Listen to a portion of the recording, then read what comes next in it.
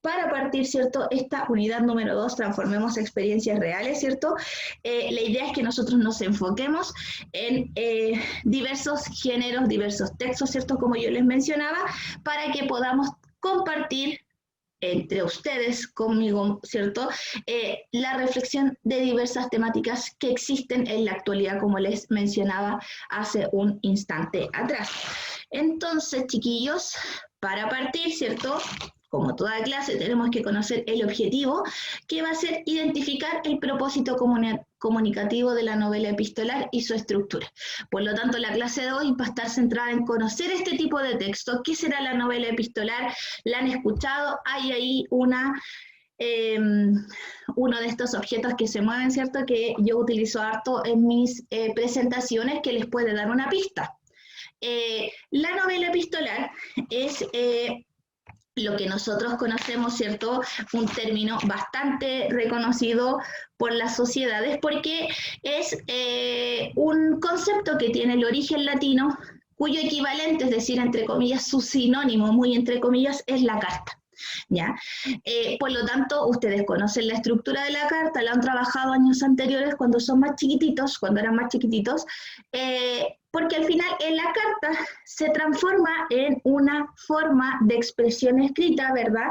Que utiliza un lenguaje muy práctico, un lenguaje que es cotidiano, un lenguaje que es muy cercano, porque yo estoy dirigiendo una carta, ¿cierto?, a una persona con la intención de comunicar, déjeme aceptar a su compañero, de comunicar, ¿cierto?, algo en particular. Por lo tanto, el lenguaje que utilizo no es un lenguaje complejo ni rebuscado, sino que espero que en la extensión de la carta, ya sea una página, media página, ¿cierto?, se logre entender absolutamente el mensaje que yo quiero comunicar.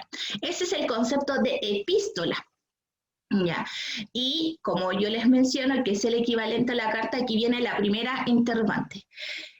Obviamente, la evolución de la carta a la fecha es bastante digna de analizar. Nosotros actualmente no enviamos cartas como lo hacían, por ejemplo, sus abuelitos o como lo hacían mis abuelitos, ¿cierto? La carta era el medio principal de comunicación de las generaciones anteriores porque no existía nada de lo que nosotros tenemos ahora gracias a las tecnologías, gracias al Internet.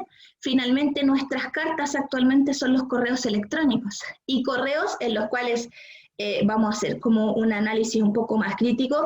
El correo, yo no escribo, por ejemplo, una carta de amor, un correo electrónico de amor a una persona, porque generalmente, ¿cierto?, los correos electrónicos son bien precisos, son cortos, ¿cierto?, tienen este efecto de instantáneo que la carta obviamente no tiene. Las cartas actualmente también, incluso si yo las escribo y quiero enviar una carta, son cartas mucho más formales, quizás hacia un director, no sé, por ejemplo, cuando estén en la universidad, espero que no les toque nunca tener que enviar una carta a su jefe de carrera porque no pudieron pasar un ramo, por ejemplo, pero son instancias mucho más formales. Incluso la carta también se hace en un papel específico, ya no la hago a mano, eso es lo primordial. No tengo una escritura manual, sino que lo hago a través de un computador, lo hago a través de mi celular incluso, y después la voy a imprimir. Por lo tanto, la epístola ha tenido una evolución bastante drástica, bastante evidente, sin necesidad de que nosotros investiguemos mucho porque es algo evidente. Por ejemplo, años atrás, hace muchos años atrás, me tocó enviar una carta, ¿cierto? Fue un trabajo que nos hicieron hacer en el colegio. Y tenía que enviarle la carta a una persona de mi familia con la cual yo no tuviese contacto hace mucho tiempo. Entonces yo le envié la carta a mi abuela por parte de papá, que viven en La Serena. Yo en ese tiempo, por supuesto, viviendo en la región metropolitana, tuve que enviar la carta, tuve que hacer el trámite, aprender, y yo ya muy chica me di cuenta que el método de enviar la carta era muy de partida engorroso, porque tenía que pegar la estampilla, escribir el remitente, cerrarla bien. Cuando fui a entregar la carta a la institución, ¿cierto? Resultó muy complejo, porque yo era menor de edad, y una serie de situaciones.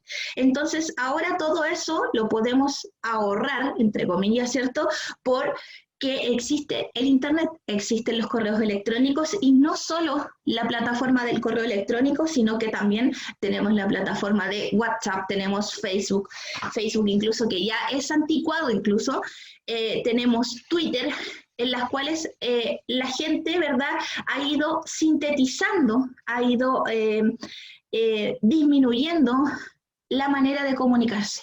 Antes, una carta no tenía, estamos hablando de hace muchos años atrás, ¿cierto?, no tenía menos de 4 páginas, porque como las distancias eran tan largas y las conversaciones no eran instantáneas, porque de partida, pensando también en la evolución que ha tenido el teléfono, no había teléfono en todas las casas, entonces se tenían que comunicar todo lo que tenían que mencionar a través de estas páginas. En cambio ahora yo llamo por teléfono y tengo otras plataformas dentro de ese celular, ¿cierto?, que ustedes manejan mucho mejor que yo en ese aspecto y conocen mejor que yo, porque al final ustedes son nativos digitales, como se les dice, porque nacieron con la tecnología. Nosotros le hemos tenido que ir aprendiendo. El primer celular que nosotros tuvimos, o sea, no tenía correo electrónico, era mensajes de texto, que tenía unos caracteres en particular, si no pasabas a otro mensaje, y ha ido evolucionando, y por lo tanto también la carta ha ido evolucionando. Ustedes saben, y me imagino que se dan cuenta que, déjeme aceptar, compañero, antes que, ahí está, se dan cuenta, ¿cierto?, que la carta no es un texto literario. ¿Y por qué entonces nosotros lo estamos trabajando en el taller de literatura? Vamos a ir, por lo tanto, a esa misión del día de hoy. Bueno, antes, ¿cierto?, recordar algunas de las características de la carta que nosotros hemos trabajado años anteriores. Lo digo nosotros porque se ha visto en la asignatura del plan común, hace harto tiempo atrás, en el caso de ustedes.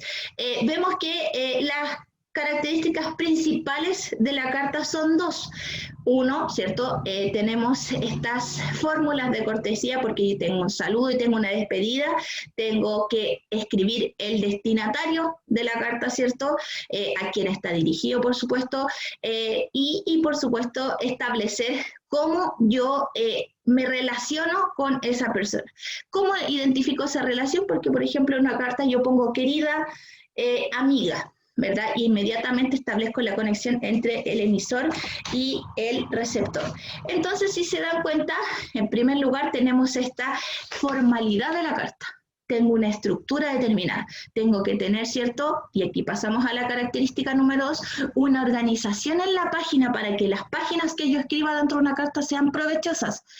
Tengo que poner la dirección del remitente, el nombre del remitente, perdón, la fecha, el asunto total y, por supuesto, una firma. Rara vez una carta se envía de manera anónima, a menos, ¿verdad?, ¿cierto?, que ese sea como el fin y el objetivo. Pero para que vayamos recordando, esas son las características principales de esta enunciación. Y por lo tanto, aquí se desglosan lo que yo les comentaba al inicio de la clase. Se desglosan los tipos de carta. Existen diferentes formas de carta y tenemos 3. Las cartas privadas, las cartas oficiales y las cartas públicas. Cuando hablamos de cartas privadas, chiquillos, ¿cierto?, es cuando estas cartas están dirigidas a familiares, amigos, a personas cercanas, ¿verdad? Y tienen, por supuesto, un estilo mucho más relajado de escritura. ¿Por qué? Me estoy dirigiendo a una persona que conoce mi manera de hablar, le voy a contar un tema cotidiano, algo personal. En las cartas oficiales, que es la segunda categoría, estamos hablando de cartas que tienen reglas mucho más estrictas que la anterior. ¿Y por qué tenemos reglas mucho más estrictas? Porque finalmente el estilo de escritura que tienen estas cartas tiene que ser mucho más formal, porque el intercambio de información entre el emisor y el receptor de esta carta tiene que ser eficaz. No puedo escribir 5 planas de una carta, porque al final me estoy dirigiendo a una persona con la que no tengo una relación tan estrecha y tengo que aprovechar esa carta para comunicar específicamente lo que deseo transmitir. Y las cartas públicas no van dirigidas, por supuesto, a un destinatario, preciso, sino que son públicos en general.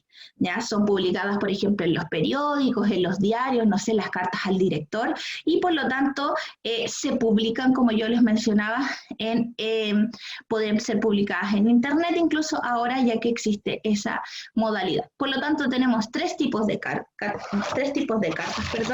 y la idea es que ahora entendamos lo que yo les mencionaba. ¿Cómo se relaciona finalmente este texto no literario con la asignatura, si estamos, ¿cierto?, trabajando generalmente con textos de carácter literario o que pertenecen, ¿verdad?, a este asunto? Finalmente, existió una época, ¿verdad?, que se trabajó con este género, se adaptó este tipo de texto y se llevó al nombre de novela epistolar. La novela epistolar, chiquillos, es una novela que está absolutamente escrita a través de la correspondencia, es decir, a través de cartas que se escriben los personajes, ¿ya? Entonces, la redacción de este tipo de novelas borra al narrador, no existe alguien que cuente la historia, porque la historia nosotros la conocemos a través de las cartas que se escriben los personajes. No hay diálogo en los personajes, solo a partir de las cartas que ellos se logran redactar. Y por lo tanto conocemos la historia a partir de la palabra directa de los personajes, porque como les menciono, leemos las cartas que ellos escriben.